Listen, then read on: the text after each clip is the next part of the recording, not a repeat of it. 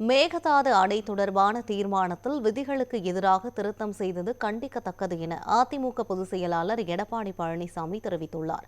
சட்டப்பேரவை வளாகத்தில் செய்தியாளர்களுக்கு பேட்டியளித்த அவர் மீண்டும் ஒரு நடுவர் மன்றம் அமைக்க சொல்வது ஏன் என கேள்வி எழுப்பினார். காவிரி நதிநீரை நம்பித்தான் 20 மாவட்ட மக்கள் குடிநீர் ஆதாரம் பெறாங்க. ஏற்கனவே நடுவர் மன்றம், உச்ச நீதிமன்றம் ஒரு நிலையான தீர்ப்பு வழங்கப்பட்டு விட்டது.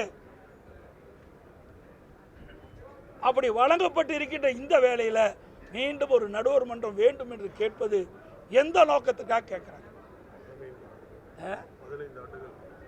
அது மட்டுமல்ல, உச்ச நீதிமன்றம் தெளிவான தீர்ப்பை கொடுத்துட்டது. அந்த தீர்ப்பில் 15 ஆண்டு காலம் உச்ச நீதிமன்றம் அளித்த தீர்ப்பை நடைமுறைப்படுத்த வேண்டும் என்று அந்த தீர்ப்பில் கூறப்பட்டது. கீழ்படுகை மாநிலத்தினுடைய ஒப்புதல் இல்லாமல் மேல் படுகை மாநிலம் காவிரி நீரை தடுக்கவோ தேக்கவோ திருப்பி அனுப்பக்கூடாது என்று தெளிவாக சொல்லிவிட்டார்.